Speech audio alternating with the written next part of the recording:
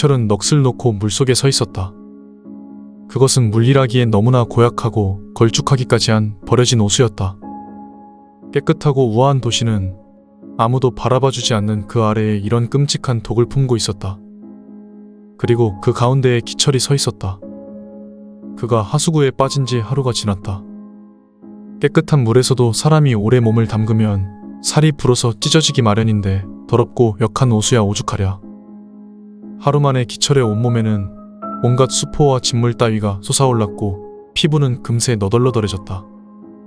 처음에는 도심 한가운데에 있는 철거 지역을 돌며 어떤 건물을 시공할 것인가에 대해 시찰을 하는 것이 그의 일정이었다.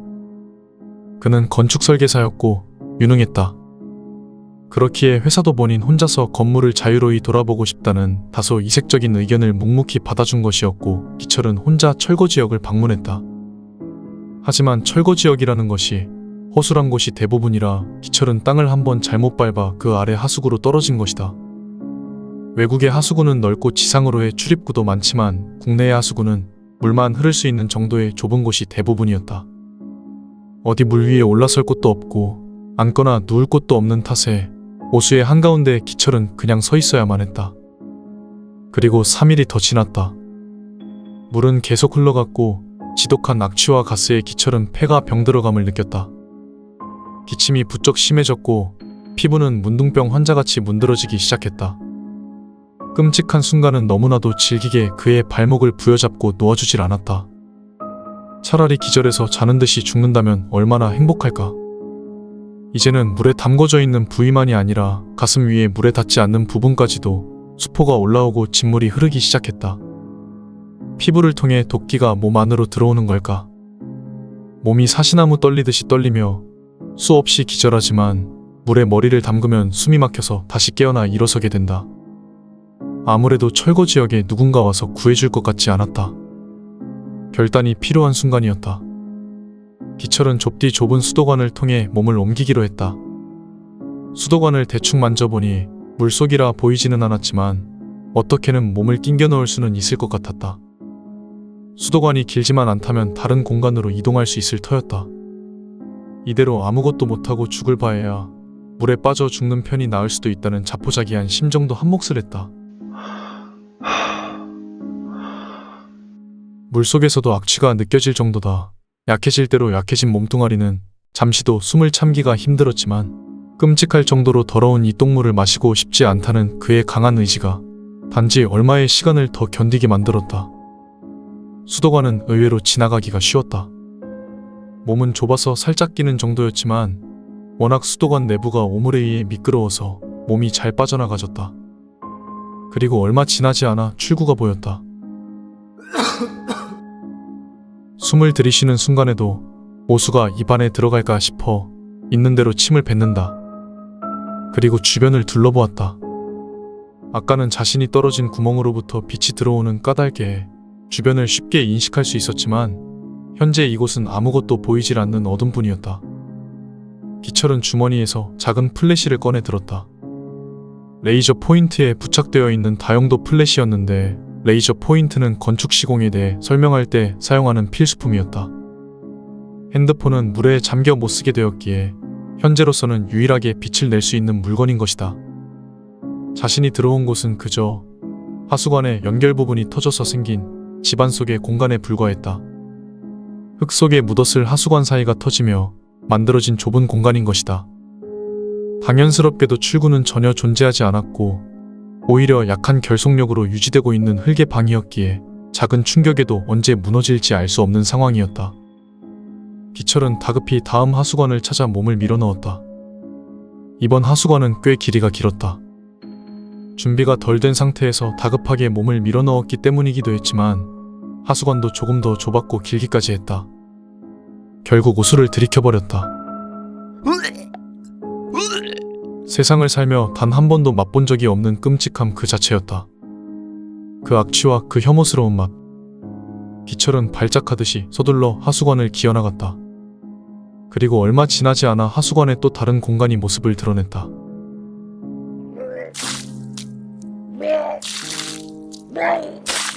간헐적으로 몸을 떨며 숨을 들이킬 수 있게 되자마자 사정없이 구토한다. 썩을 대로 썩은 물이 위장에서 토해내진다. 토사물의 시큼한 냄새 따위는 원래부터가 최악의 악취를 가지고 있는 하수구 안에서는 향기로울 지경이었다. 눈물 콧물 쏙 빼며 계속해서 위장 안의 내용물을 개어낸 기철은 조금 정신이 들자 다시 플래시를 꺼내어 주변을 살폈다. 이곳은 아까보다는 훨씬 넓었다. 아무래도 다른 주변의 하수관들이 한 곳에 모이며 오수들을 모아 흘려보내는 장소인 모양이었다. 그리고 너무나 반가웠던 것은 물에 올라서서 몸을 말릴 수 있는 장소가 있다는 것이었다. 온갖 오수가 모이는 곳이다 보니 쓰레기의 덩어리도 한데 모여져서 쌓이게 된 모양이었다. 모여든 많은 오수를 다음 장소로 이동시키는 다소 넓은 하수관을 사이에 두고 쓰레기 더미는 양쪽에 산처럼 쌓여 바다 위에 작게 솟은 바위를 생각하게 했다. 기철은 서둘러 그 쓰레기 더미에 올라섰다. 평소 생각했던 쓰레기 더미는 우아할 지경이었다. 끈적끈적하고 형체를 알 수 없는 건더기가 대부분이었고 군데군데 잘 썩질 않는 플라스틱 세제통이나 알루미늄 캔 따위가 박혀 있었다. 그 질척이는 고약한 쓰레기 더미에 올라서는 순간 쓰레기 더미의 틈새 사이사이로 바퀴벌레들이 우글우글 기어나왔다. 기철은 그 혐오감에 쏘스라치게 놀라며 다시 물로 뛰어들었다. 수백만 마리는 될 것 같은 바퀴벌레 무리들이 쓰레기 더미에서 기어나와 하수구 벽을 타고 꾸물꾸물 기어오르기 시작했고 그 중에는 날아다니는 것들도 있었다. 영화에서도 보기 힘들 것 같은 구역질 나는 장면이었다. 온몸이 오수의 독에 의해 쓰라린 기철이었지만 새삼 손가락 끝이 따끔거리고 아프기 시작했다. 손가락에 플래시를 가져가 비춘다. 바퀴벌레가 헤엄을 친다는 말은 듣도 보도 못했다.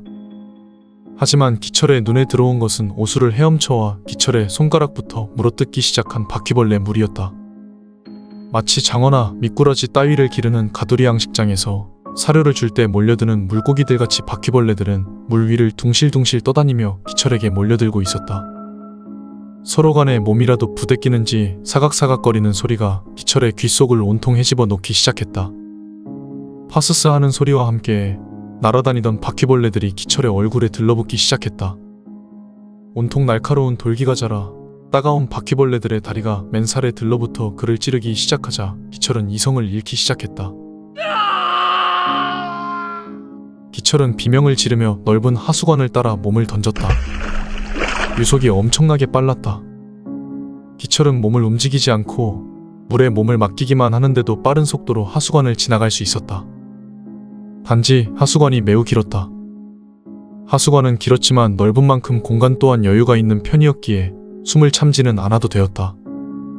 하지만 너무도 좁은 공간에 고개를 연신 하수에 처박으며 숨을 몰아쉬자니 고약한 악취에 아주 오래전부터 잃어버린 줄만 알았던 감각을 잃은 후각이 새삼 다시 악취를 느끼고 있었다. 꿈이라면 빨리 깨어났으면 좋겠다. 미끌미끌하고 질척한 하수관의 느낌도 싫고 코를 도려내고 싶어지는 미칠 듯한 악취도 싫었다. 밖으로 나갈 수 없을지도 모른다는 공포에서 도망치고 싶다. 호흡이 자유롭지 못한 숨막히는 환경과 눕지도 앉지도 못하고 간신히 서 있기만 해야 하는 현실이 차라리 죽는 것보다도 괴롭다. 그리고 하수관의 출구가 보였다. 이번에는 물을 따라 하수관을 나오자마자 무언가에 부딪혀서 신체의 움직임이 멎었다. 기철은 플래시를 다시 꺼내어 눈앞을 비췄다. 눈앞에 콘크리트로 이루어진 올라설 곳이 있었다. 그것이 무엇인지는 신경 쓰고 싶지 않았다. 3일 동안 잠도 못 자고 서서 온갖 고통에 괴롭힘을 받은 기철은 콘크리트 위로 올라가자마자 기절해버렸다.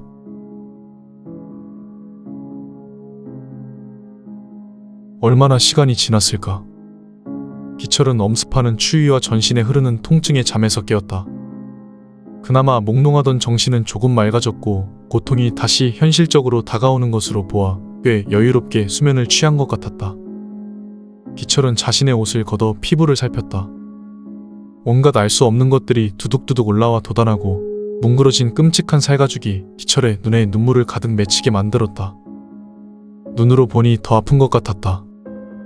전신이 추위에 와들와들 떨린다. 끊임없는 오한에 울렁거리는 속 사정까지 겹치자 곧바로 구토를 시작한다.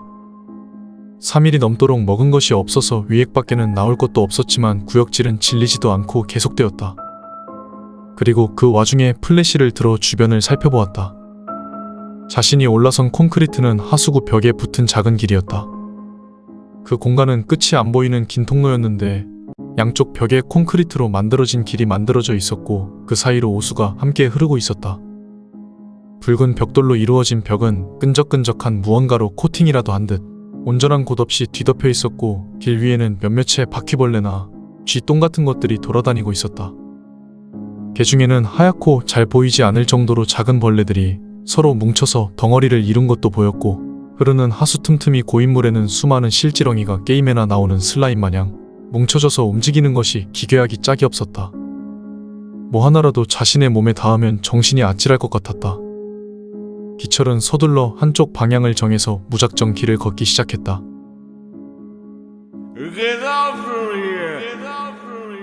추위 때문인지 오수가 입 안으로 들어와 혀까지 마비가 된 건지 발음도 바르지 못해서 말이 자꾸 새고 있었다. 기철의 의미 없는 말들은 좁디 좁은 하수구에서 메아리로 변해 기철의 귀로 몇 번씩 흘러들어갔다. 한마디의 말들이 나올 때마다 몇 마디의 말들로 새끼를 쳐 귀 속으로 들어오지만 그때마다 공허한 느낌은 더해져만 갔다. 땅 위에서의 삶이 간절해졌다. 맛있는 짜장면도 먹고 싶고 숯불 돼지갈비나 기름진 참치회도 먹고 싶었다. 시원한 맥주나 상큼한 레모네이드 따위로 갈증을 해소하고 싶었다.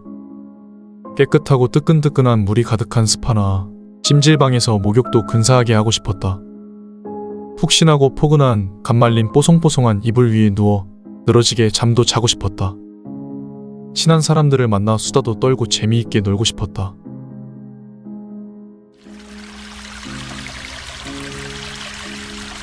어디선가 물이 떨어지는 소리가 들리기 시작했다. 기철은 그곳을 향해 절뚝거리며 달리기 시작했다. 어느새 다리도 제멋대로 통제를 잃고 잘 움직여지지 않았지만 그는 다리를 질질 끌어서라도 빨리 가고 싶었다. 기철은 머지않아 길의 끝이 보이기 시작해 비틀비틀거리면서도 땅을 손으로 연신 짚어가며 온 힘을 다해 달렸다. 눈앞에 펼쳐진 곳은 거대한 돔 형태의 공간이었다. 도시 한복판 하수도에 이런 말도 안 되는 공간이 있을 턱이 없다고 생각했다.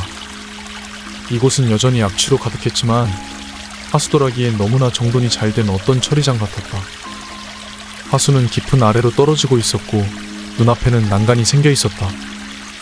기철이 나온 곳뿐만 아니라 다른 여러 군데에서도 오수가 세차게 뿜어져 나오며 아래로 떨어지고 있었다. 기철은 위를 올려다 보았다. 위에는 돔 형태의 공간을 가운데로 가로지르는 철제의 다리가 몇 개나 있었고 더 위에 백색 콘크리트로 이루어진 천장에는 군데군데 미약한 빛의 백열 전구가 은은한 빛을 내고 있었다. 왠지 사람 냄새가 나는 곳이었다. 길이 나 있다는 것은 그만큼 사람의 왕래가 잦다는 뜻이고 그렇다면 사람이 나갈 수 있는 출입구도 존재한다는 뜻이었다. 거기까지 생각이 미치자 기철은 사방을 샅샅이 살폈다. 위로 올라가는 계단이 보였다. 기철은 계단이 있는 곳까지 달렸다. 계단 역시 철제로 되어져 있어 디딜 때마다 요란한 소리를 내어놓았다. 계단을 올라서니 이 거대한 공간의 가운데를 가로지르는 다리와 이어져 있었다. 기철은 역시 다리 위로 올라섰다. 다리의 양끝에는 문이 나 있었는데 한 곳은 관계자의 출입 금지 라는 표식이 붙어있는 곳이었고 다른 한 곳은 설명 같은 것은 이런 방구도 적혀있지 않았지만 튼튼하고 육중해 보이는 철문이었다. 기철은 관계자의 출입금지라고 씌어져 있는 문으로 먼저 향했다. 왠지 이런 식으로 금지가 되어 있는 방은 관리하는 사람이 있을 것 같아서였다. 문이 열리질 않아서 미친 듯이 문을 흔들었다. 기철의 입에서 더는 사람의 말이 나오질 않았다. 혀는 이미 제 기능을 상실했고 입안이 온통 욱신욱신한 통증뿐이었다. 그러다 문이 열리질 않아 화가 난 기철은 문을 잇는 힘껏 밀어찼다. 경첩이 부러진 채 떨어져 나가며 문이 거칠게 열렸다. 그곳은 큰 모니터 몇 개와 컴퓨터 한 대 그리고 책상 하나가 덩그러니 놓여진 빈 방이었다. 기철은 혹시나 인터넷이라도 될까 싶어 컴퓨터에 전원을 넣었다. 하지만 컴퓨터는 작동하질 않았다. 책상 서랍에 뭔가 도움이 될 만한 게 있을까 싶어 책상을 뒤졌다. 책상에는 필기도구나 잡동사니들 뿐이었다. 그러다 노란색 파일 하나가 책상 한켠에 놓여 있는 것을 발견하고는 급히 펼쳐보았다. 파일을 펼치는 기철의 손은 눈알대로 둔해져 잘 펼쳐지지 않았고 노란색 파일은 기철의 몸에서 흘러나온 갈색의 진물에 푹 물들어갔다. 관리 일지.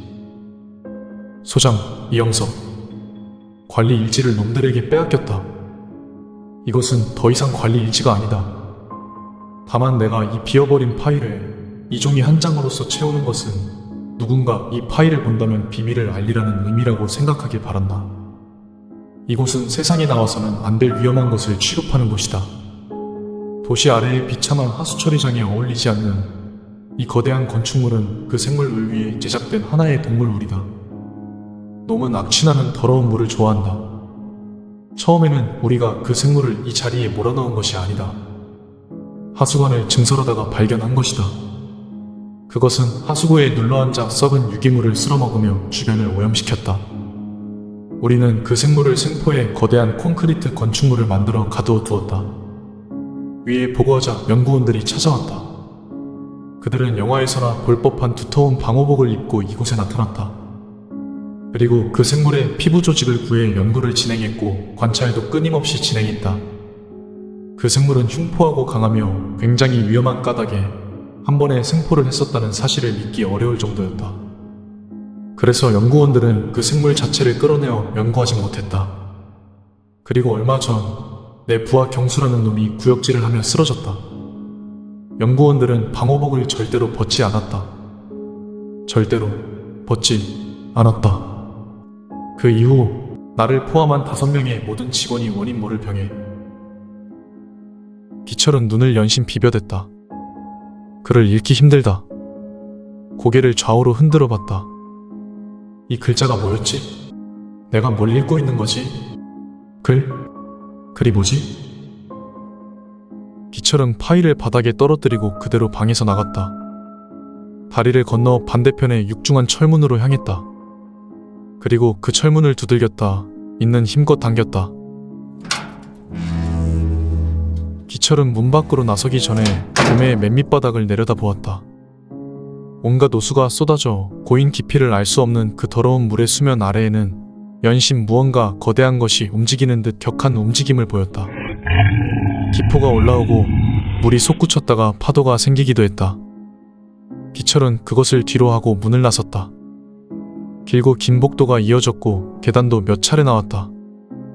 그리고 얼마 뒤 작은 문이 하나가 나타났다. 손잡이를 거칠게 비틀어 열고 나간 기철의 눈앞에는 얼마 전까지만 해도 기철이 아무런 감정 없이 바라보았던 도시의 일상이 모습을 드러냈다.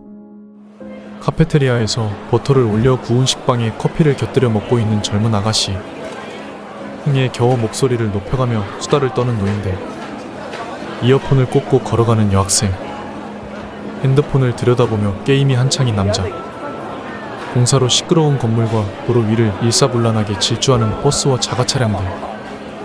기철은 아무 반응도 않고 길을 걷기 시작했다. 사람들은 기철의 모습을 힐끔힐끔 쳐다보며 미간을 찌푸린다.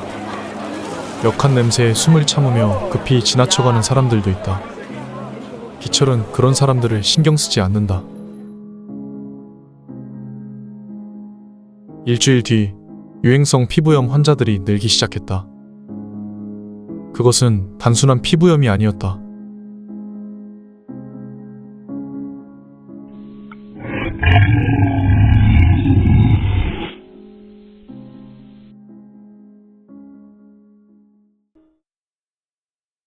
사람들이 모여있는 광장을 멍하니 바라보며 머리를 식히고 있지만 내 머릿속은 지금 매우 복잡하다.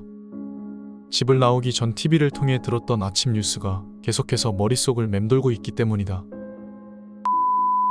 다음 소식입니다.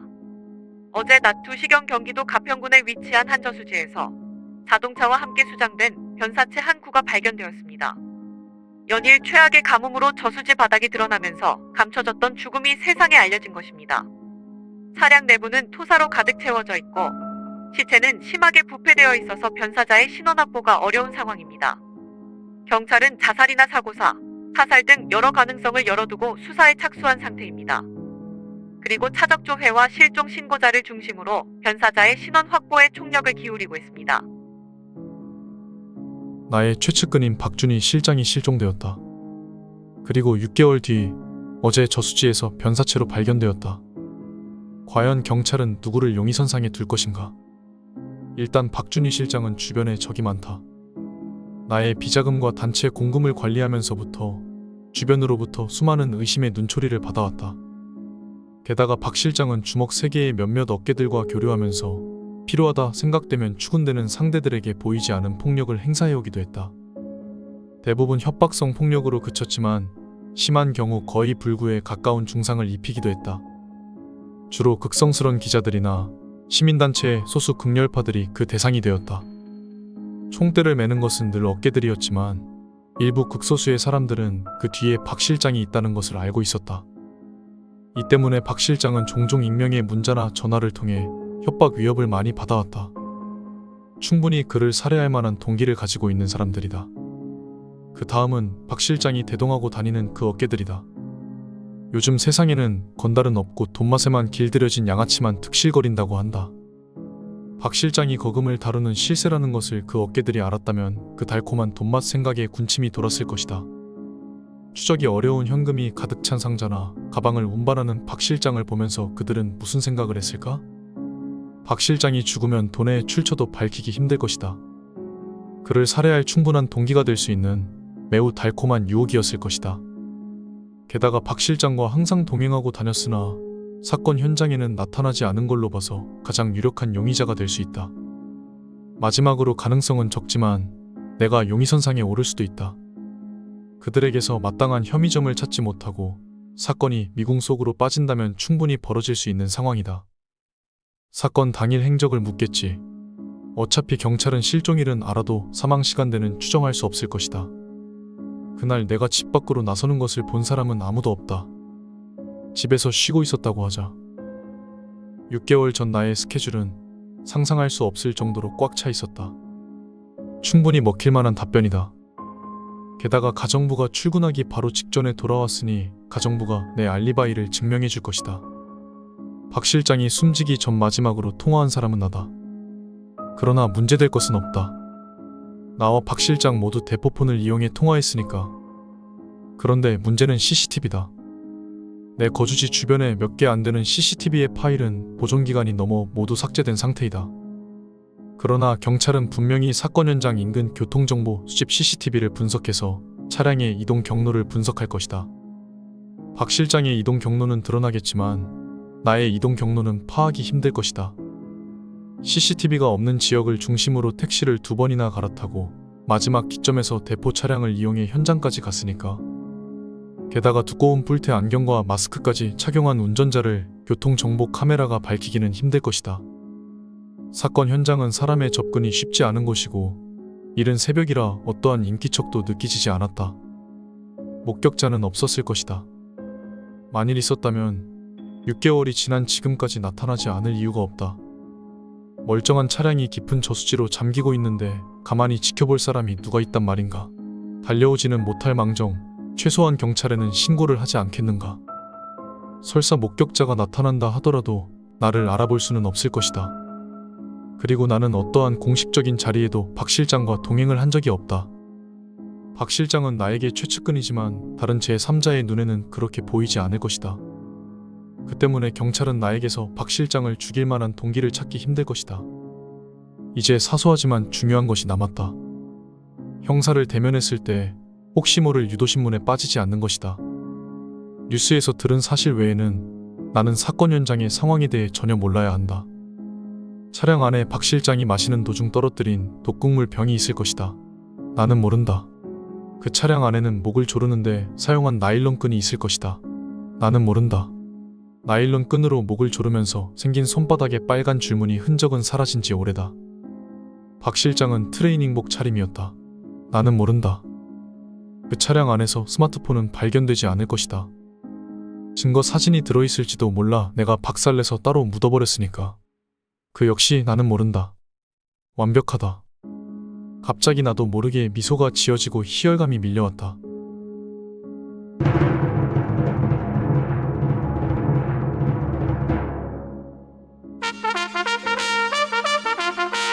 그 순간 군악대 연주 소리가 광장에 울려 퍼졌다. 여기저기서 사람들의 환호 소리가 들려왔다. 그와 동시에 나는 정신이 번쩍 들었다. 생각해보니 또 한 가지가 마음에 걸린다. 박 실장이 불편해진 나와의 관계를 주변인들에게 말하고 다녔는지의 여부다. 박 실장이 비자금에 대한 일정 지분을 요구했을 때 나는 흔쾌히 승낙하는 척했다. 박 실장의 요구에 나는 심기가 매우 뒤틀렸지만 참아야 했다. 만에 하나 박 실장이 공개석상에서 입이라도 열어버린다면 나는 모든 꿈은 산산조각이 나기 때문이다. 이걸 빌미로 박 실장은 분명히 내 목을 틀어줄 것이다. 양아치들하고 놀더니만 똑같은 양아치가 되어버린 것 같았다. 다급한 마음에 거짓으로 승낙했지만 박 실장은 나의 승낙을 곧이곧대로 믿었던 것 같다. 불편해진 건 나였지 박 실장이 아니었다. 비자금 문제로 새벽에 박 실장을 불러내었을 때에도 트레이닝복 차림으로 차를 몰고 나올 만큼 그는 나를 전적으로 신뢰하는 것 같았다. 신뢰는 아니어도 최소한 내가 자신 때문에 옴짝달싹 못할 것이라는 건 알고 있었을 것이다. 박준휘 실장, 내가 오랜 시간 지켜본 결과 그는 결코 입이 가벼운 친구가 아니다. 주변인들에게 우리 관계를 말하지 않았을 가능성이 높다. 그때까지만 해도 박 실장은 우리가 같은 배를 타고 있다고 생각했을 것이다. 이제 조금 안심이 된다. 안도감에 나는 잠시 넥타이를 매만졌다. 아차, 그런데 놓친 게 또 하나 있다. 갑자기 가슴이 답답해지면서 살짝 미간이 찌푸려졌다. 정신이 혼미해지는 기분이다. 시나리오가 잘 짜여지는 것 같았는데 뭐가 이렇게 생각나는 게 많은 거지? 입단속을 시키긴 했지만 혹시 박 실장이 집을 나오면서 누군가에게 나를 만나러 나간다고 말하지 않았을까? 혼자 사는 사람이 그럴 확률은 낮긴 하지만 동행하고 다니는 그 어깨들한테 말한 건 아닐까? 아니겠지. 만일 그랬다면 실종 당시부터 형사들이 나를 추궁하느라 바빴겠지. 처음부터 다시 생각해보며 천천히 정리해보자. 아, 머리가 아프고 복잡하다. 손가락 검지로 관자놀이를 누르려는 순간 나를 향한 누군가의 말소리가 들려왔다. 앞으로 나오셔서 선서하시지요. 그제서야 주변 상황을 인지한 나는 진행자의 안내로 단상에 올라섰다.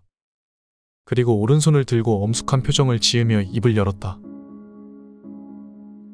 나는 헌법을 준수하고 국가를 보위하며 조국의 평화적 통일과 국민의 자유와 복리의 증진 및 민족문화의 창달에 노력하여 대통령으로서의 직책을 성실히 수행할 것을 국민 앞에 엄숙히 선서합니다.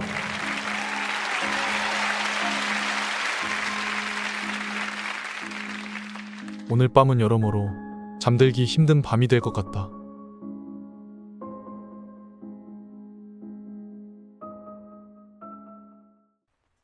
저는 꿈을 꾸고 있었습니다.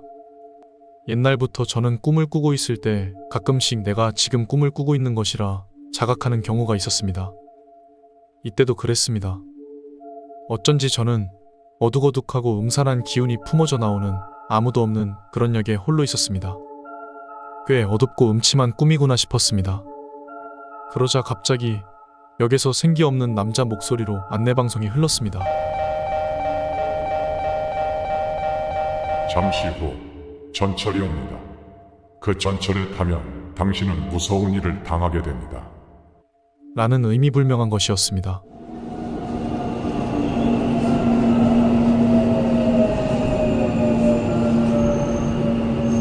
잠시 후 역에 전철이 들어왔습니다. 그것은 전철이라기보다 유원지 같은 곳에 흔히 있는 원숭이 기차 같은 것으로 안색이 좋지 않은 남녀 몇 명이 일렬로 앉아 있었습니다. 저는 너무나 이상한 꿈이구나 하면서도 자신의 꿈이 얼마나 자기 자신에게 공포감을 줄지 시험해보고 싶어져서 그 기차에 타기로 결심했습니다. 정말로 무서워서 견딜 수 없다면 잠에서 깨면 그만이라 생각했기 때문입니다. 저는 자신이 꿈을 꾸고 있다는 것을 자각하고 있을 때에 한해서 자유롭게 꿈에서 깰 수가 있었습니다. 저는 전철에 올라탔고 뒤에서 세 번째 좌석에 앉았습니다. 주변에는 뜨뜻미지근한 공기가 흐르고 있었고 정말로 이게 꿈인가 의심될 정도로 리얼한 긴장감이 있었습니다. 출발합니다. 라며 안내방송이 흐르고 기차는 움직이기 시작했습니다. 이제부터 뭐가 일어날지 모르는 저는 불안과 기대로 두근거리고 있었습니다. 전철은 승강장을 나오자 즉시 터널로 들어갔습니다. 보랏빛 조명이 터널 안을 괴이하게 비추고 있었습니다. 저는 떠올렸습니다. 이 터널의 경치는 어릴 적 유원지에서 탔던 놀이공원의 경치구나. 이 기차도 원숭이 기차고 결국 과거에 내 기억에 있는 영상을 갖고 왔을 뿐이니 하나도 안 무서웠습니다. 그러자 그 순간 또 안내방송이 흘렀습니다. 다음은 회뜨기역입니다. 회뜨기? 생선? 같은 생각을 하고 있자 갑자기 뒤에서 매우 소란스런 비명이 들려왔습니다. 뒤돌아보니 전철 맨 뒤에 앉아있던 남자 주위로 넝마 조각 같은 것을 두른 4명의 난쟁이가 모여 있었습니다. 잘 보니 남자는 날붙이로 몸이 갈라져서 진짜 생선회처럼 되어 있었습니다. 강렬한 악취가 주위를 감싸고 귀가 아플 정도의 큰 소리로 남자는 비명을 계속 질렀습니다. 남자의 몸에서는 차례차례로 내장이 꺼내지고 피투성이 장기가 어질러져 있습니다. 제 바로 뒤에는 머리 길고 안색이 나쁜 여성이 앉아 있었지만 그녀는 바로 뒤에서 크게 소란을 피우는데도 입 다물고 앞을 바라본 채 신경을 쓰지 않는 모양새였습니다. 저는 정말이지 상상을 뛰어넘는 전개에 놀라서 정말로 이건 꿈인가 하는 생각이 들기 시작하며 무서워져 잠시 상황을 보고 나서 잠에서 깨자고 생각했습니다. 정신을 차리니 맨 뒷자리에 남자는 사라져 있었습니다. 하지만 검붉은 피와 살덩어리 같은 것은 남아 있었습니다. 뒤에 있는 여성은 여전히 무표정으로 한 곳을 바라보고 있었습니다. 다음은 도려내기 역입니다. 라는 안내방송이 흘렀습니다. 그러자 이번엔 두 난쟁이가 나타나 톱니 모양 스푼 같은 것으로 뒤에 있는 여성의 눈을 도려내기 시작했습니다.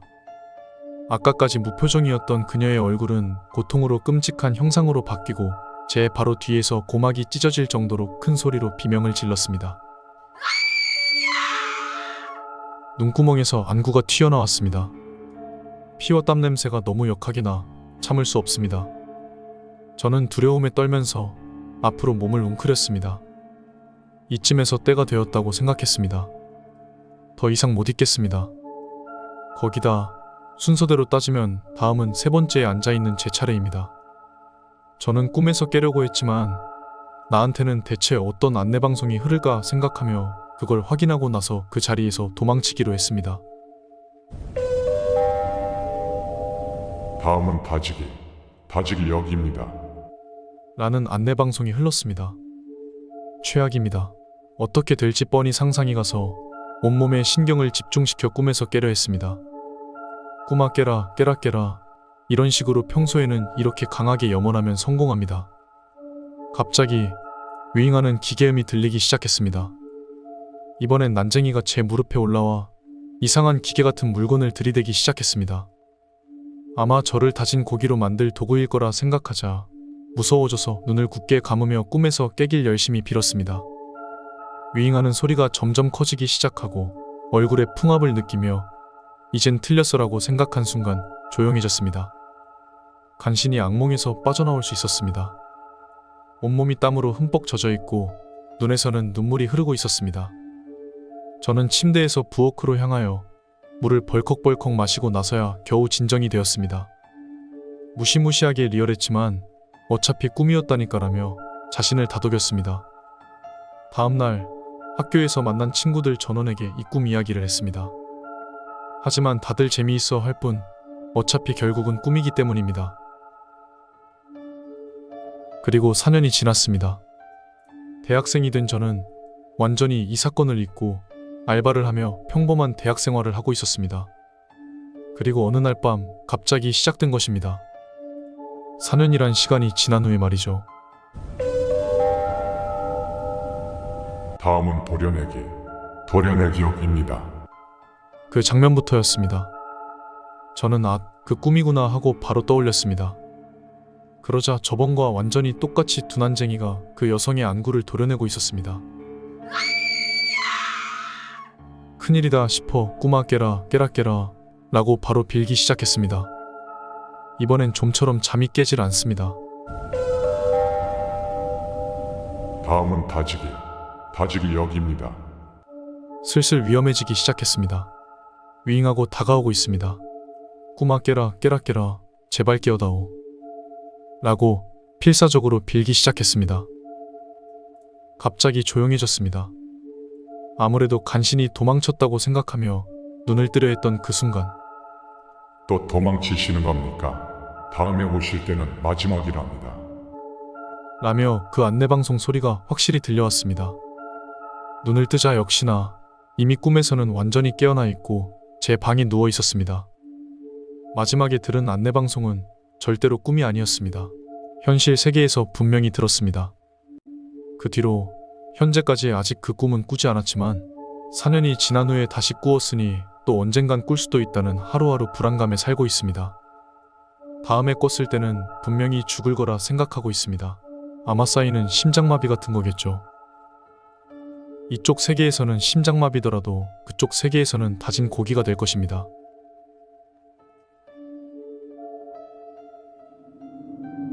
원숭이 열차에 탑승하실 준비가 되셨습니까?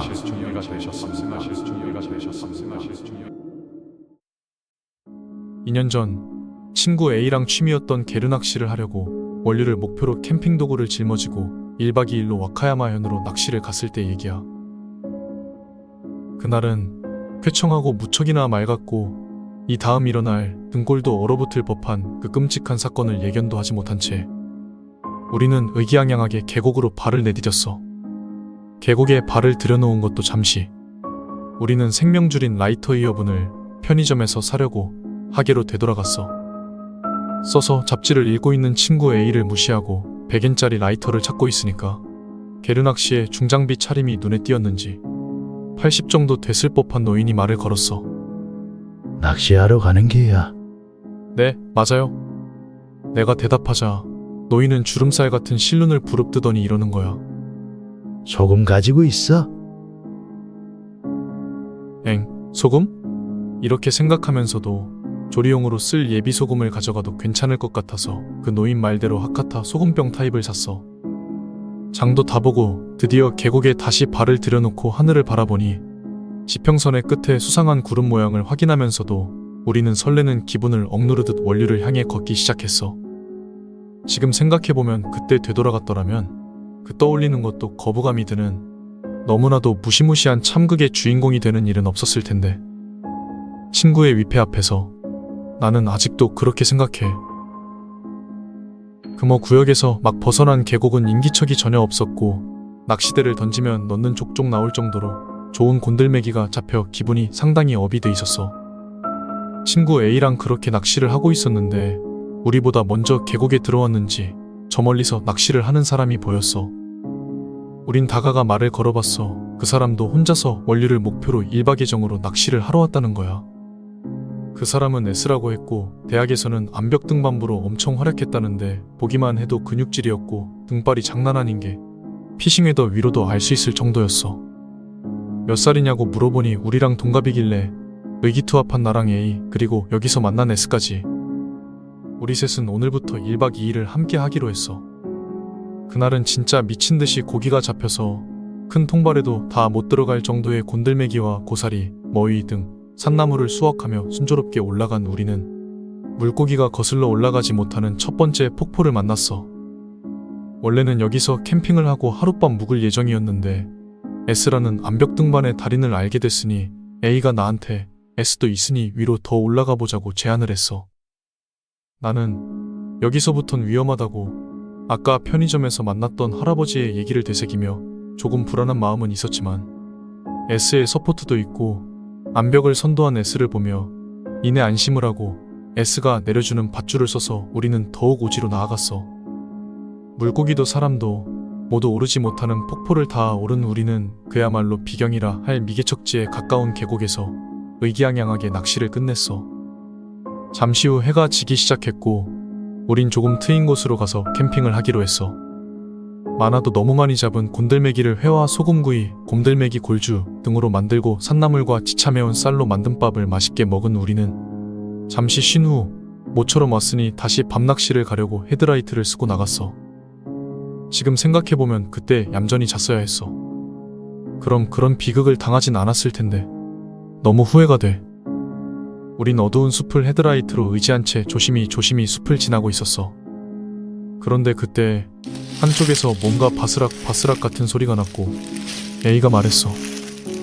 야, 나무 밑에 누가 쪼그리고 앉아있는 것 같은데? 거긴 확실히 뭔가가 있었어. 우린 초긴장 상태로 라이트를 비추며 살금살금 다가갔어. 부스스하게 흰머리가 난 할머니였어. 말이 안 돼. 이런 산속에 이런 시간에? 그렇게 생각한 것도 잠시. 우린 봐선 안 될 것을 보고 말았어.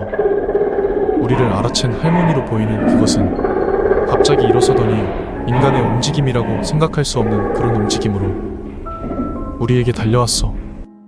야, 도망쳐! 저거 인간 아니야! 곰이야!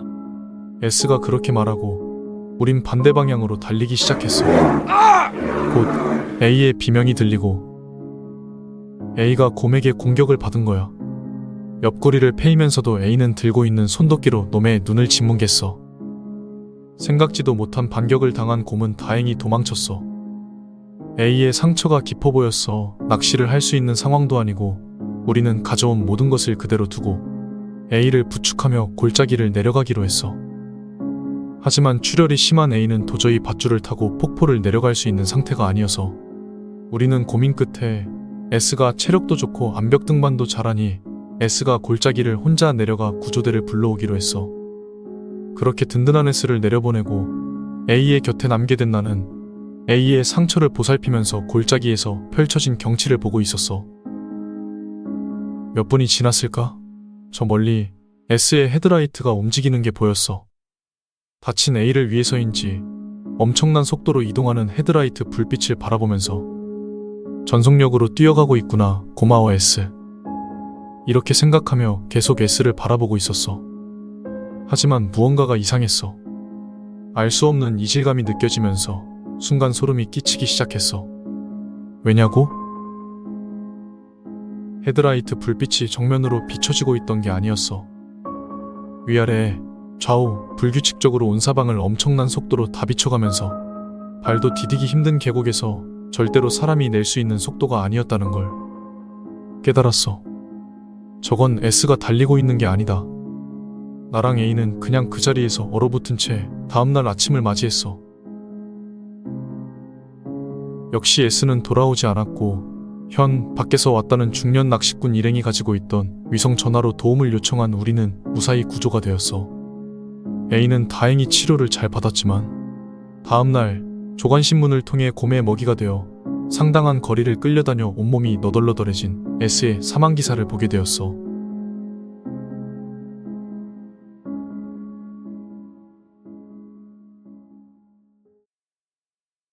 지금 애들은 아마 모를 거야. 라디오에는 FM과 AM을 둘 다 잡을 수 있는 게 있어. FM은 일반적으로 보통의 라디오 방송이고 AM은 군대, 경찰, 소방관들이 쓰는 종류의 주파수대를 말해. 한마디로 FM, AM 겸용 수실 라디오로는 주파수만 잘 맞춘다면 가끔 경찰들이나 소방관들의 무전, 1000분의 1 확률로 군부대의 무전 내용도 들을 수 있지. GOP에서 복무한 사람들 중에는 공감하는 사람들이 있을 거야. GOP 초소에서 몇 걸음 앞이 바로 휴전선이니 그곳에서 라디오 주파수만 잘 잡으면 가끔 북한 라디오 방송 들을 수 있는 거랑 같은 맥락이지. 그러면 이제 여기서 하나의 흥미로운 가설이 등장해. 어떠한 목적으로 특정 대상 혹은 불특정 다수에게 전파를 보내면 그것이 닿을 때까지 혹은 닿은 후에도 계속 메아리처럼 몇십 년이고 몇백 년이고 떠돈다는 거. 몇 년 전에 영화에도 나왔었지. 제목은 기억이 안 나는데 2차 대전 당시 히틀러가 자신이 연설하는 장면이 있는 주파수를 우주로 쏘아보내었고 그것이 몇십 년 후 미국의 한 연구소로 다시 송신되어졌다는 거. 이론과는 약간의 차이가 있지만 대충 엇비슷하다고 생각하면 돼. 지금으로부터 1년 전 한참 군인이었을 때야. GOP를 철수하고 나서 페이버 지역에서 한참 훈련과 뺑이를 치던 때였어. 당시 상병이었던 나는 재수가 더럽게 없었던 관계로 통신병을 하고 있었어. 그때 내가 들고 댕기던 무전기가 P660K라고 네모난 박스처럼 생긴 좀 큰 무전기야. 여튼 그걸 메고 작전 지역인 산속에서 훈련을 하고 있었는데 당시 작전 지역이었던 산속에 좀 깊고 음침한 지역들이 곳곳에 있었어. 그런 곳에 있다 보면 필연적으로 무전이 안 터질 때가 있어. 그럴 땐 혼자 궁시렁거리면서 나무들이 상대적으로 작은 곳을 찾아가서 안테나를 끝까지 다 세우고 교신을 할 때가 있어. 그때도 그런 개 같은 경우가 생겨버리는 바람에 소대원들이랑 조금 떨어진 곳에서 혼자 본대와 교신하려고 무전기를 조물딱거리고 있었지. 혹한의 해질녘이라 어둑어둑한데 혼자 산속에서 소대원들과 떨어진 곳에서 무전기 조물딱거리는데 참, 나도 그땐 더럽게 겁이 없었던 것 같다. 그런데 이놈의 무전기가 생각보다 더럽게 안 터지는 거야. 그래가지고 어디 문제가 생겼는지 보려고 메고 있던 걸 땅에 내려서 이거저거 살피면서 조작하다 버튼을 하나 눌렀는데 그때 무전이 갑자기 터지는 거야. 이게 무전이 들어오면 치익 하는 소리가 먼저 들리고 말소리가 들리는데 귀에 무전기 대고 그 소리를 들으면 소리가 커서 깜짝 놀랄 때도 있어. 이때도 깜짝 놀라다가 혼자 욕지거리 하면서 무전하려고 키를 누르고 무전을 때렸지. 현망에 수신대기 중인 하늘소 본국 두더지 30인데 송신바람. 현망에 수신대기 중인 하늘소 본국 두더지 30인데 송신바람. 보통 한 번만 때리는데 잘 안 터질 때는 2번, 3번씩 때려. 이렇게 무전을 보내고 나니 답이 오더라고. 그래서 예정대로 작전 지역 들어왔고 현 시간부로 각 분대별로 찢어져서 매복 들어간다고 무전 때리고 각 분대별로 찢어졌지. 군필자들은 알겠지만 혹한기에 매복하면 진짜 콧물이 얼어붙다 못해 산산조각 날 것 같은 추위에 시달려. 특히 깊은 산속이니 오죽하겠어. 암튼 그렇게 우리 소대는 각 분대별로 매복 지역으로 찢어지고 나랑 소대장 그리고 들어온 지 얼마 안 된 비리비리한 이등병이랑 전시 투입용 벙커로 기어 들어갔어. 원래 가면 안 되는데 훈련 상황이고 또 추우니까 몰래 들어가는 거지. 벙커에 들어가고 얼마나 지났을까. 소대장은 춥다고 어디서 마른 나뭇잎들 모아와서 그거 덮고 자고 이등병 새끼는 온 지 얼마 되지도 않는 것이 빠져가지고는 같이 옆에서 졸고 있고 난 통신병이라 망대기해야 해서 겨우 선잠밖에 못 자는데. 암튼 그렇게 꾸벅꾸벅 졸다가 본대에서 상황 보고하라는 무전 와서 알겠다고 하고 매복 중인 각 분대에 무전을 날렸어. 현망에 수신대기 중인 하늘소 본국 두더지 30인데 송신바람. 그러고 나니까 각 분대로부터 이상 없다고 무전이 왔는데 3분대 무전 내용이 이상한 거야. 그 당시 3분대에서 날아온 무전 내용이 현재 우리 군대 좌측 전방 500m 지점에서 적이 몰려오고 있다. 한개 군대 병력으로는 어릴 수 없다. 사령관 인원 지원을 바란다. 라고 오는 거야. 각 분대마다 P96K라는 조금 작은 무전기를 주거든. 내가 각 분대마다 나보다 짬 안 되는 놈들한테 줬으니까 이런 무전은 못 날려. 죽으려고 환장하지 않는 이상은. 그래서 혹시 3분대장이 장난치는 줄 알고 아, 김병장님 장난치지 마십시오. 본대에서 상황 보고하라고 무전 왔단 말입니다. 라고 보냈거든. 근데 또 답이 온 게 단소 비둘기 기수측에 많은 사냥과 인원은 억제되었다. 현재 차고함 200m 전방에서 교전 중이다. 반복한다. 현재 차고함 200m 지점에서 교전 중이다. 속히 사냥과 인원 지원을 바란다. 라고. 뭔가 이상하잖아. 그래서 다시 한번 각 분대에게 무전 날렸지. 근데 이번엔 3개 분대가 정상으로 무전이 다 온 거야. 그래서 일단은 본대에 매복 중 이상 없고 적동향은 안 보인다고 보고한 다음에 3분대 통신한테 야, 방금 장난친 새끼 누구야? 라고 소리치니까 그 놈은 쫄아가지고 자기가 계속 망대기하고 있었고 이상 없다고 답신 보낸 뒤로는 무전기를 안 만졌다는 거야. 그래서 3분대장이 장난치고 입막음하는 거구나. 그렇게 생각하고 그냥 넘어갔지. 그러고 나서 30분 정도 있었나? 갑자기 무전이 들어오는데 상당한 잡음이랑 같이 왔었어. 내용이 야, 이 미친 새끼야. 빨리 중대장 바꾸라고. 이게 소리가 어찌나 큰지 잠자던 소대장까지 일어나서 나를 보는 거야.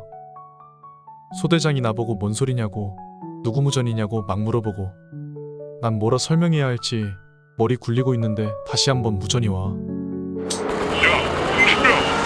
빨리 김영환 중대장 바꾸라고. 우리 중대장 이름도 아니고 우리 대대 중대장 중에 저런 이름은 없거든. 소대장이 멍하게 있다가 어디서 오는 무전이냐고 물어보는 거야. 그래서 지금 소대 채널로 맞춰져 있다고 하니까 무전기 키낚아채더니 어떤 새끼가 장난치는 거냐고 막 뭐라뭐라 역정을 내다가 현 시간부로 무전기 분대장들이 관리하고 1분대부터 다시 총원이랑 이상유무 보고하고 장난치면 죽여버린다고 했어. 그러고 1분대부터 무전이 오고 3분대 차례가 되었는데 답이 없는 거야. 소대장 열받아가지고 온갖 쌍욕도 하다가 3분대 새끼들 죽여버린다고 하면서 밖으로 나갔어. 그렇게 소대장, 나, 이등병 셋이서 3분대 매복 지역 갔는데 이 새끼들이 이등병이고 뭐고 할 거 없이 다 자빠져 자고 있는 거야. 소대장 열 이빠이 받아가지고 애들 군합발로 걷어차면서 이 시박 새끼들이 다 빠졌다고 애들 존나 밟는데 와 진짜 살벌하더라. 그렇게 3분대 애들 자다가 갑작스레 존나 얻어맞고 좀 진정한 소대장이 방금 무전기로 장난친 것들 누구냐고 3분대장 너냐고 막 윽박질렀지. 그런데 하는 소리가 대박이더라. 혹한기 때는 너무 추워서 배터리가 종종 빨리 닳아버리는 경우가 많거든. 3분대 무전기도 일찌감치 꺼져 있는 거야. 언제 꺼졌냐고 물어보니까 매복 들어가고 얼마 안 가서 나가버렸다고 하더라고. 그럼 그 이상한 무전은? 3분대에서 온 보고는? 난 이해가 안 가서 착각일 거라고 3분대 무전기 체크해봤는데 진짜로 켜자마자 삐빅거리고는 꺼지더라고. 소대장이 이제 타겟을 바꿔서 나보고 네가 졸다가 무전기 잘못 건드린 거 아니냐길래 내거 무전기 내려서 다 보여줬어. 채널이랑 다른 상태들. 당연히 정상일 수밖에 없었지. 그래서 소대장이랑 나랑 둘 다 얼빠진 표정으로 있을 때 내 무전기에 다시 무전이 들어오더라. 여기는 비둘기 후방 504 지역으로 후퇴한다. 나랑 3분대원 10명, 소대장 이등병 전부 얼어서 정신 못 차리다가 소대장이 기낚아채서 수화자 누구냐고 물어보는데도 오로지 잡음과 총성 터지는 소리랑 같이 여기는 비둘기 후방 504 지역으로 후퇴할 테니 그쪽에서 합류하자. 라고만 하는 거야.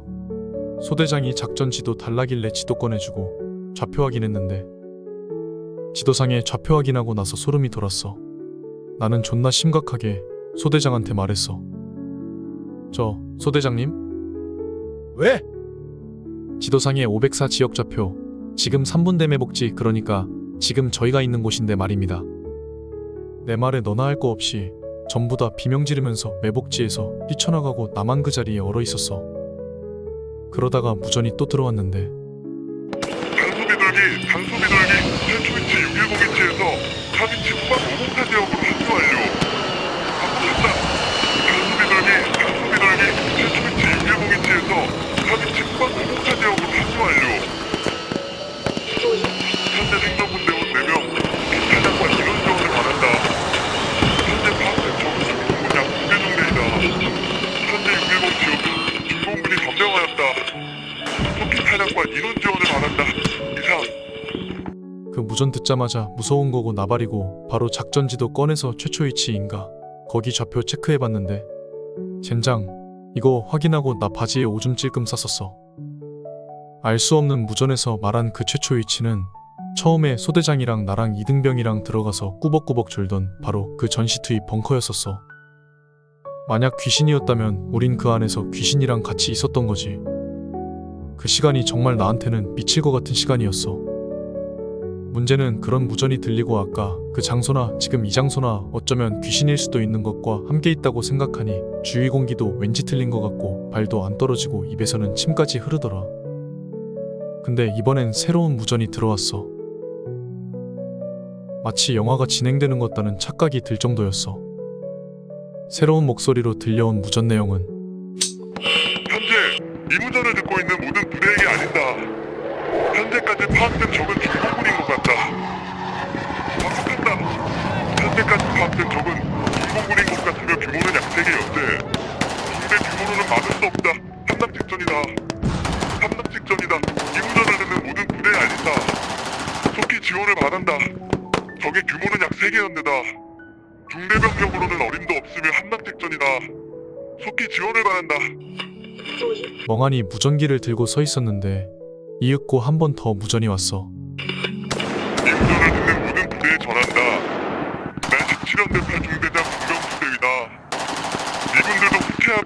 소식을 들었다. 중공군이 대대적으로 개입하기 시작했다. 반복한다. 날 17원대 8중대장 종병수대위다. 현재 이 무전을 듣는 모든 부대에 알린다. 중공군이 대대적으로 개입하였다. 미군들도 후퇴하고 있다는 소식을 들었다. 현재 우리 중대는 괴멸 상태고 현재 8중대 총 19명 전선을 유지할 수 없다.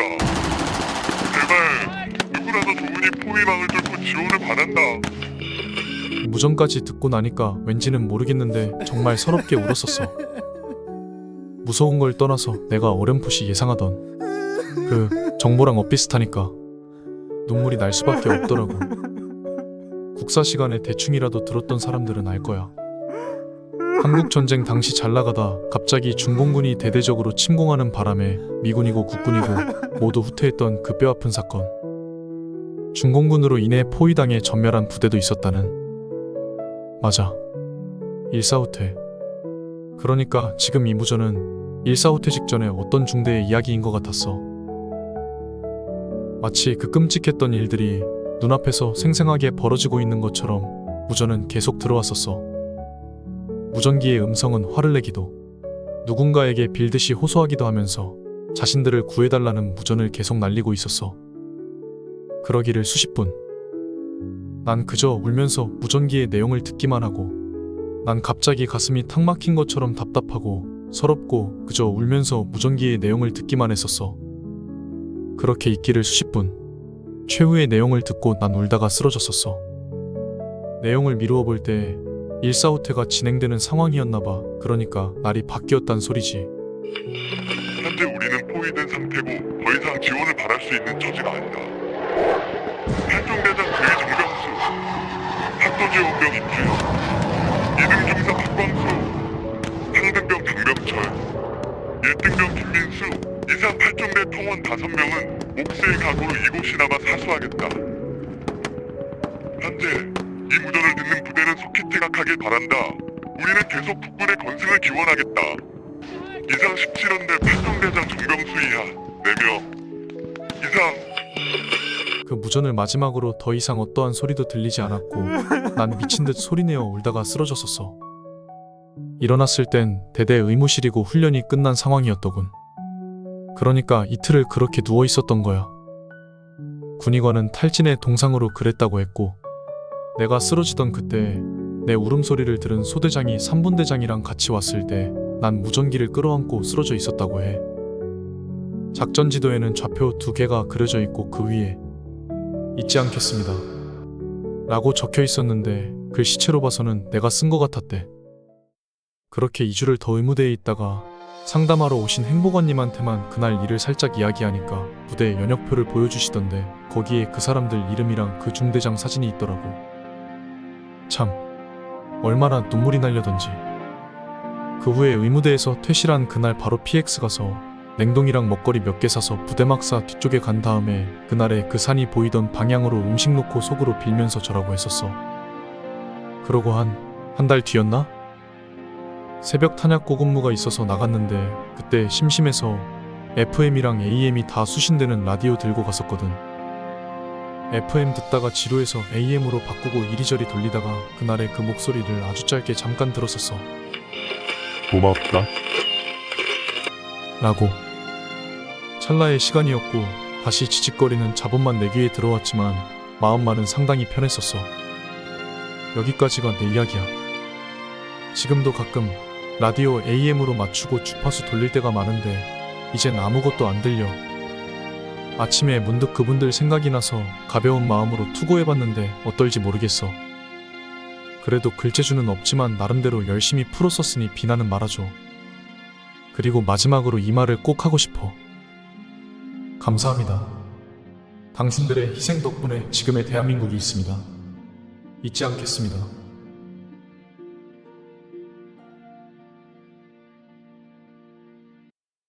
내가 20살 때의 이야기이다. 나는 당시 유흥업소에서 일하고 있었다. 그곳에는 나 이외에도 점장과 Y씨, K씨라는 남자 사원이 있어서 나름대로 즐겁게 일하고 있었다. 같이 일하는 여자아이들과도 사이좋게 놀곤 했었고, 내가 일하기 시작하고 반년 정도 지날 무렵 한 여자아이가 면접을 보러 왔다. 그 아이는 M이라는 아이로 얼굴도 사랑스럽고 스타일도 꽤 좋은 편이었다. 이런 쪽에서 일한 경험이 없었지만 점장은 면접 후 곧바로 채용했다. 경험이 있는 테크니션보다 아마추어가 더 인기 있을 때였기도 하고, 다만 그녀에게는 무언가 이상한 점이 있었다. 그것을 처음 눈치챈 것은 Y씨였다. 인기척이 느껴지지 않는다는 것이었다. 그녀가 아무리 주위를 지나다녀도 아무것도 느껴지지 않았다. 게다가 무엇인가 등골이 오싹해지는 느낌이 나서 기분이 나빴던 것이다. 그 이야기를 술자리에서 점장에게 했지만 기분 탓이겠지 라는 정도의 말로 잘 들어주지도 않았다. 어찌 보면 당연한 것이겠지만 그 이후로도 나와 Y씨는 왠지 모르게 M이 신경 쓰였다. 물론 연애 감정 같은 게 아니라 기분이 나빴기 때문이었다. 이상한 일은 그뿐만이 아니었다. 우리 가게는 기본적으로 여자아이는 자기 방에서 대기하는 시스템으로 손님이 오면 방을 골라 들어가는 것이었다. 하지만 손님이 방에 들어간 후에도 그녀의 방에서는 전혀 소리가 나지 않았다. 혼자 있을 때라면 이해가 간다. 하지만 손님이 들어가 있을 때도 소리가 나지 않았다. 보통 손님이 들어가면 이야기 소리든 어떠한 소리라도 반드시 나기 마련이다. 그리고 손님이 돌아간 후에 사용한 수건 같은 걸 밖에 내놓으면 우리가 수거를 하게 되어 있었다. 그런데 그녀만은 아무것도 내놓지를 않았다.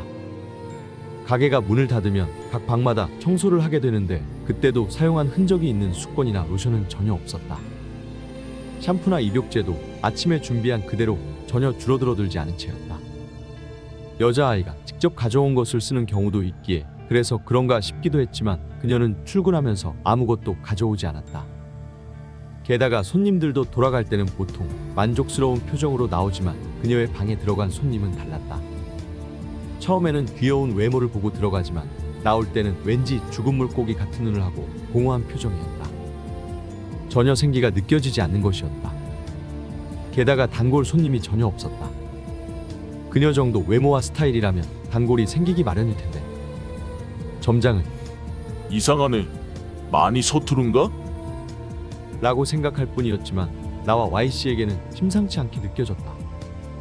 그뿐이 아니었다. 그녀의 방을 청소할 때면 다른 것들은 건드린 흔적조차 없는데 머리카락이 비정상적으로 많이 떨어져 있었다. 조금 많은 정도가 아니라 마치 머리를 자른 것 마냥 수도가 막힐 정도였다. 게다가 방에 들어가면 반드시 썩는 냄새가 나고 욕실 옆에 붉은 손자국이 스며든 것처럼 있었다. 그것도 그녀가 사용했을 때만. 안에서 이야기도 하지 않고 무슨 짓을 하는 것인가 싶어 나와 Y씨는 무척 신경 쓰였지만 방에 손님이 있는데 들어갈 수도 없었기에 그냥 둘 수밖에 없었다. 그리고 내가 친가에 안 좋은 일이 있어 3일 정도 가게를 쉬게 되었다. 도쿄로 돌아가기 전날 새벽 2시 Y씨에게 전화가 왔다. 어째서인지 목소리가 무척 떨리고 있었다.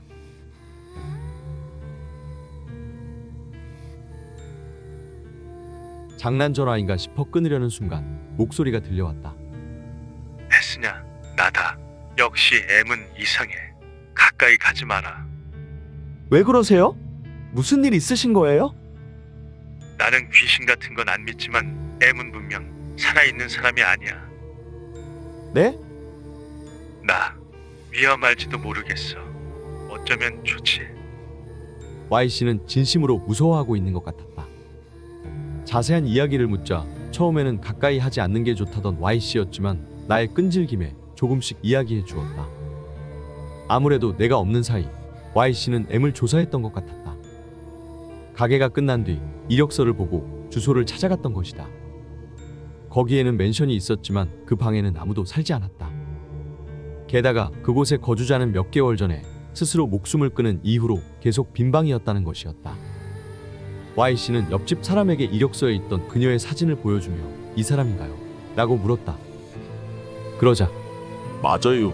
꽤 귀여운 아이였는데. 라는 대답이 돌아왔다. 이때 Y씨는 본능적으로 무엇인가 위험하다는 것을 느꼈다고 한다. 그리고 다음날 그는 결국 그녀의 방을 들여다보았다고 한다. 나 봐버렸어. 봐버렸다고. 솔직히 후회하고 있어. 뭘 보신 건데요?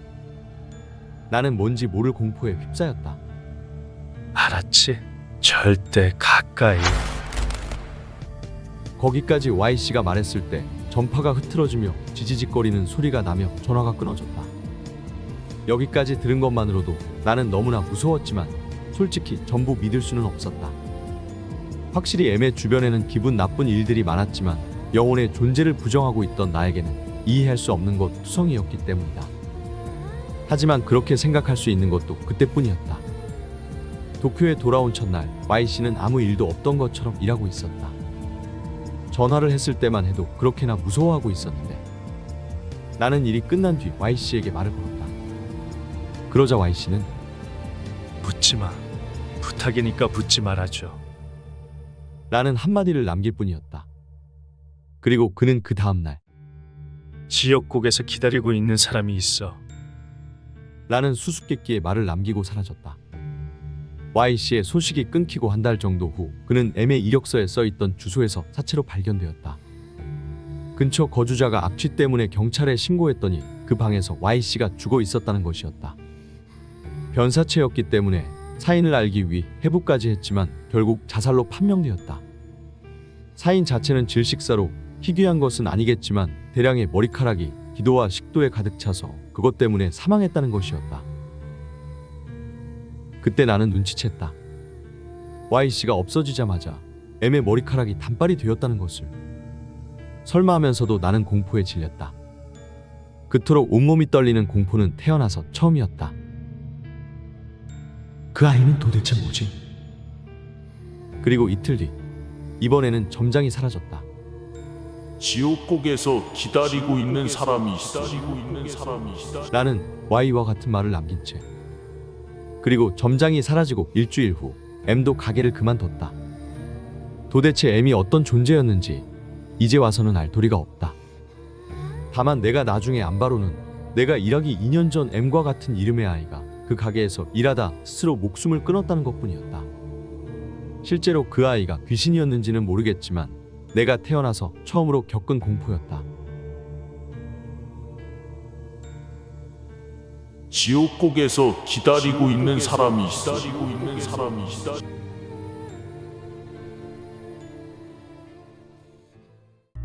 초등학교 3학년 때 도쿄 변두리에 있던 우리 학교의 남자 아이 한 명이 전학을 왔다.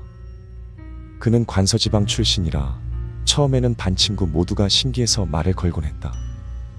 그가 관서지방 특유의 억양으로 말하면 다들 신기하다는 듯. 굉장하다. 굉장해. 오사카 사투리야. 라고 깔깔댔다. 종종 다른 반이나 다른 학년에서도 사투리 쓰는 걸 들으려고 우리 반에 찾아올 정도였다. 하지만 그는 부끄러움을 심하게 타는 성격이라 스스로 말을 하는 일은 드물었고 점차 혼자 책을 읽는 시간이 늘어갔다. 마침내 그에게 향하던 전학생이라는 생소함에서 오는 특별 대우는 팔푼이에 대한 비웃음 같은 것으로 변해가기 시작했다. 거기에 그가 며칠이고 같은 옷을 입고 오고 어깨에는 언제나 비듬이 떨어져 있기까지 해서 얼마 지나지 않아 다른 아이들은 명백하게 그를 피하게 되었다. 그러던 어느 날 내가 집에 돌아가고 있는데 그가 상가에 있는 야채 가게와 이발 속 건물 사이 틈새를 바라보며 멍하니 서 있었다. 처음에는 말을 걸까 좀 망설였지만 나는 과감히 어깨 너머로 그에게 말을 걸었다. 내 목소리를 듣자 그는 놀라서 뒤를 돌아봤다. 말을 건 것이 같은 반 친구인 나라는 것을 알아차리자 그는 얼굴이 새빨개져서 고개를 푹 수그린 채 아무 말이 없었다. 너네 집 이 근처야? 우리 학교는 시에서 만든 아파트 단지에서 사는 아이들이 대부분이라 단지와 반대편인 상가 근처에 사는 사람은 거의 없었다. 그랬기에 나는 처음으로 같은 동네에 사는 아이를 만난 것이 그저 너무나도 반가웠다. 아무 말 없는 그에게 내가 계속 이야기를 늘어놓자 그는 여전히 입을 다문 채로 고개를 끄덕여 수긍했다. 그럼 이제부터는 집에 갈 때 같이 가자. 내가 그렇게 말하자 그는 뭐라고? 라고 갑작스레 대답했다. 그렇게 나와 그는 학교에서도 방과 후에도 매일 같이 다녔고 점차 사이가 좋아졌다. 그의 집은 우리 집에서 2구획 정도 떨어진 활락가에 있는 연립주택 중 하나였다.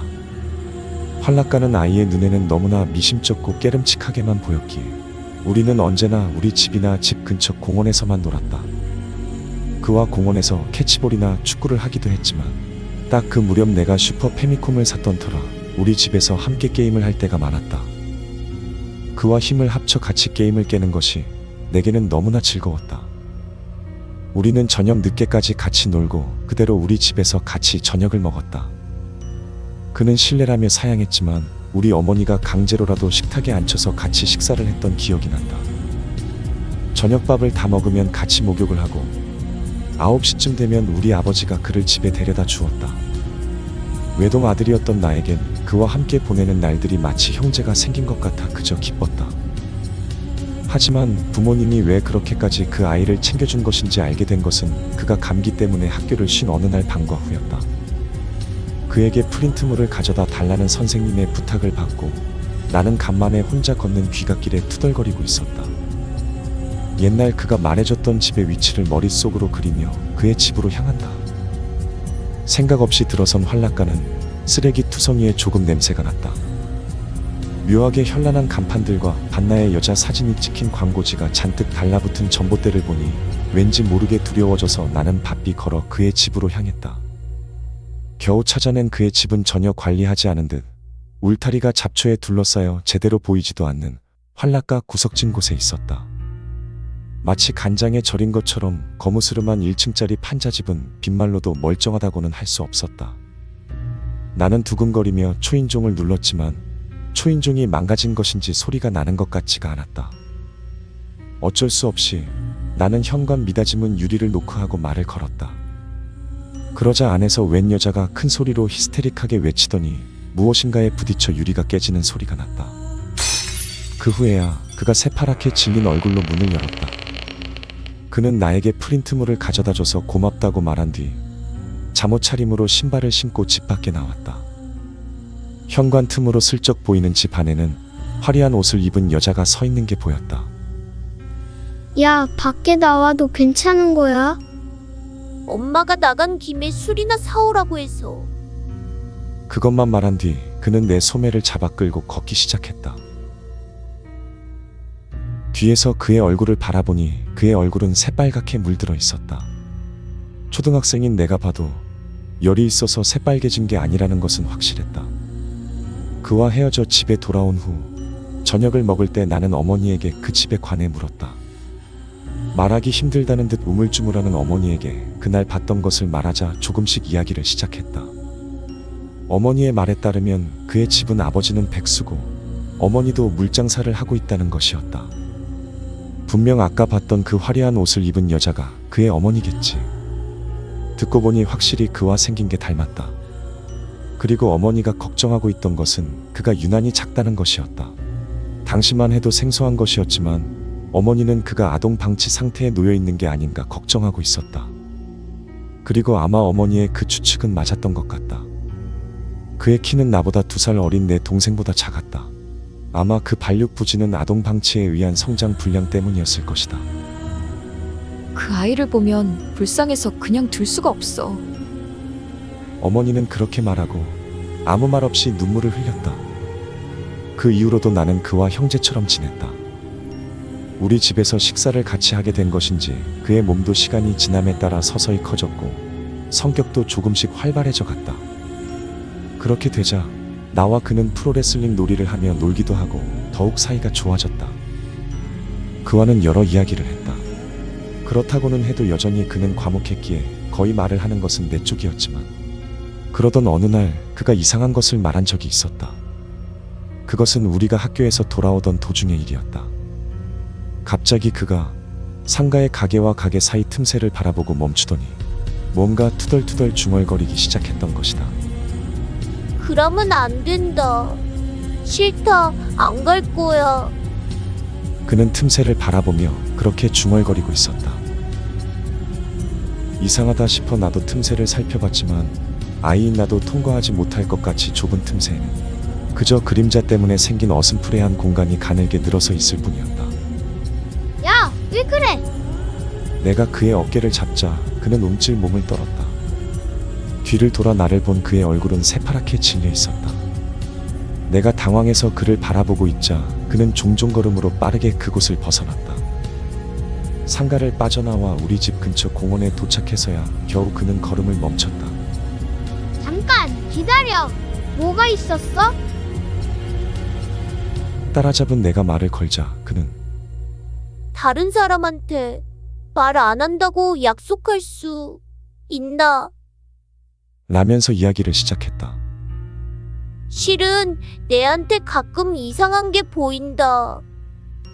이상한 거라니 뭔데 그게? 그게 우리 집이나 가게나 건물 틈새 같은 곳에 사람이 낑겨 있는 게 보여. 엥? 내는 틈새 인간이라고 불러. 근데 그것들이 가끔씩 기어 나오는겨. 내보고 같이 틈새로 들어오라고. 그거 귀신이가. 몰라. 그치만 틈새 인간은 다들 상냥해 보이게 생겼으니까 아마 귀신은 아닐기라. 무슨 소리인지 모르겠어. 내도 잘 모른다. 그치만 엄청 상냥한 표정 짓고 힘들면 언제라도 와. 다들 기다리고 있어. 라고 말해. 다들? 온갖 사람이 다 있어. 맨날 다른 사람이 틈새에 있는데 가끔씩은 같은 사람이 틈새에서 부를 때도 있어. 따라가면 어떻게 되는데? 확실히는 모르겠어. 그래도 가면 아마 못 돌아올 기다. 왠지 모르게 그럴 것 같아. 언제부터 보였는데? 옛날부터 그랬어? 형이 있을 때는 안 보였는데 형이 사라지고 나서부터 보이더라. 너 형 있었어? 갑자기 사라졌어. 어머니한테 물어봐도 형은 옛날부터 없었다고만 가고 이젠 내 기억이 이상한 건지도 모르겠어. 그 틈새 인간이라는 거랑 형이 사라진 게 무슨 관련이 있는 거 아닐까? 모르겠다. 그치만 형이 없어지고 나서 갑자기 이리로 이사 왔어. 극하고 나서부터 틈새 인간이 보이기 시작했어. 뭔지 잘 모르겠지만 그런 거 그냥 무시해버려. 네가 없어져 버리면 난 외로워진단 말이야. 그래. 미안타. 이상한 소리만 늘어싸놓고 극해도 네 밖에는 이런 소리 할 사람도 없다. 더 이상 그는 아무것도 말하지 않았고 우리는 말없이 저녁까지 공원에 나란히 앉아 저녁 노을을 보고 있었다. 우리는 그 후로도 변함없이 사이좋게 지냈다. 그도 그날 이후엔 틈새 인간에 관한 이야기를 한 적이 없었고 그 사이 나는 틈새 인간이라는 것 자체를 완전히 잊어버렸다. 그리고 2년여의 시간이 흘러 나와 그는 5학년이 되었다. 변함없이 나와 그는 학교가 끝나면 함께 돌아와 그대로 우리 집에 가방을 놓고 밖에 나가 놀았다. 그리고 다시 돌아와 저녁밥을 먹고 목욕할 때까지 매일 함께 보냈다. 그 2년간 크게 변한 것은 없었다. 딱 한 가지, 그가 부모에게 학대에 가까운 체벌을 받기 시작했다는 것만 빼고 처음 그것을 알아차린 것은 나였다. 같이 목욕을 하고 있는데 그의 등에 작고 둥근 화상 흔적이 있었던 것이다. 아버지가 건방지다면서 담배로 지졌어. 그는 그렇게 말한 뒤 욕조로 고개를 숙이고 아무 말이 없었다. 나는 어머니에게 그 사실을 알린 뒤 그를 도와달라고 부탁했지만 여기 오는 것도 막을지 모르니까 제발 아무 말 마세요. 라고 그가 필사적으로 매달렸다. 결국 그가 다치면 바로 얘기를 해준다는 것을 조건으로 우리 가족은 입을 다물고 있기로 했다. 그리고 같이 목욕할 때마다 그의 몸에 상처나 멍이 있지 않은지 살피는 게 내 일과가 됐다. 그의 몸에서는 매일 같이 상처와 멍이 발견됐다. 그때마다 우리 가족은 그 상처에 약을 발라주었다. 나 중학생이 되면 무슨 수를 쓰던 간에 그 집에서 도망칠 거야. 이제 도저히 못 있겠어. 그는 종종 눈물을 흘리며 그렇게 중얼거리곤 했다. 그럼 우리 집에서 같이 살자. 진짜 형제가 되는 거야. 우리. 내가 그렇게 말하면 그는 정말로 기쁘다는 듯 웃었다. 그리고 시간이 흘러 우리가 6학년이 되고 여름방학을 앞둔 어느 날 그가 갑자기 학교를 쉬었다. 최근에는 몸도 커지고 과거에 비해 건강도 좋아진 그였기에 보기 드문 일이었다. 나는 학교에서 받은 프린트물을 손에 들고 간만에 혼자 하굣길을 바삐 걸었다. 옛날보다는 덜 무서워진 활락가를 지나 옛날보다 더욱 무성한 울타리를 넘어 그의 집 현관에 도착했다. 혹시나 해서 초인종을 눌러봤지만 3년 전과 똑같이 초인종은 여전히 망가진 채였다. 나는 잠시 기다리기도 하고 유리문을 두드려보기도 했지만 아무리 시간이 흘러도 누구도 나오지 않았다. 나는 미닫이문 틈새에 프린트물을 밀어넣고 집으로 돌아왔다. 그는 계속 학교를 쉬었고 그대로 여름방학이 왔다. 우리 부모님은 그를 몹시 걱정해 그의 집을 몇 번이고 찾아갔지만 결국 그는커녕 그의 가족조차 만나지 못했다. 여름방학이 반쯤 지나갈 무렵 주변에서는 그 집이 야반도주를 했다는 소문이 나기 시작했다. 그리고 그 후로 나는 그를 만나지 못했다. 계약을 하자 그 누구도 그를 기억하지 못했다. 선생님조차 그의 책상이 비어있다는 것을 신경 쓰지 않았고 9월이 될 무렵에는 어느새 그의 책상은 사라져 있었다. 같은 반 아이들이 나쁘다기보다 원래 그가 아이들과 친하게 지내지 않았던 데다 긴 여름방학 때문에 아예 다들 잊어버린 것 같았다. 이윽고 그가 살던 집도 해체되고 그 자리에는 아파트가 들어섰다. 그렇게 그가 이 마을에 있었다는 흔적마저 사라져버렸다. 하지만 나는 그를 잊지 않았다. 내 방에는 그에게 크리스마스 선물로 부모님이 주셨던 게임이 몇 개고 있었고 내 앨범의 사진 속에는 언제나 그도 함께 찍혀 있었기 때문이다. 자신만 빼고 모두가 그를 잊는 비현실적인 상황 속에 나는 점차 그가 틈새 인간의 세계로 가버렸다고 믿게 되었다. 그리고 그렇게 믿게 되자 서서히 나에게도 틈새 인간이 보이기 시작했다. 하지만 나에겐 그처럼 여러 틈새 인간이 보이는 것은 아니었다. 나에게는 언제나 그만 보일 뿐이었다. 온화한 얼굴로 틈새 사이에 끼어있는 그는 무척 행복해 보였다. 그는 언제나 나에게 상냥하게 말을 걸어왔다. 괜찮아? 힘들면 언제고 이리로 와. 내가 고민하고 있거나 괴로워하고 있으면 언제나 그는 그렇게 틈새에서 말을 걸었다. 해가 갈수록 그를 보는 일도 잦아져 건물 사이의 틈새뿐 아니라 책장의 틈새, 책상과 서랍의 틈새, 그리고 열차와 역 사이의 틈새에서도 나타나게 되었다. 러시아어에 시달리며 출퇴근할 때마다 그는 열차와 역 사이에서 나를 보며 말을 걸어왔다. 나는 그와 만나는 것, 이야기하는 것을 즐기며 하루하루를 살아왔다. 3학년 때 친구가 되었을 때와 같이 나와 그는 언제나 틈새를 사이에 두고 함께 있었다.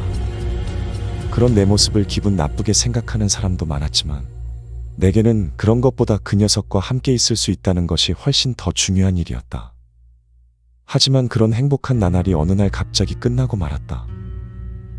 그저께 밤 집에 돌아온 나는 슈퍼에서 사온 도시락을 안주로 맥주를 마시고 있었다. 그도 책상 위에 올려둔 반찬 뚜껑 틈새에 있었고 우리는 정신없이 이야기를 늘어놓으며 즐겁게 놀고 있었다. 그때 별 생각 없이 켜뒀던 TV 뉴스에서 보험금 사기로 잡혀온 부부 이야기가 나왔다. 그 부부는 교통사고를 위장해 보험금을 손에 넣었지만 사소한 실수로 인해 모든 범행이 드러났다고 앵커는 말하고 있었다. 하지만 그뿐 아니라 부부의 여죄가 심각하다는 것이었다. 과거 자신의 아이들을 보험금 목적으로 살해해서 보험금을 수령했다고 앵커는 말했다.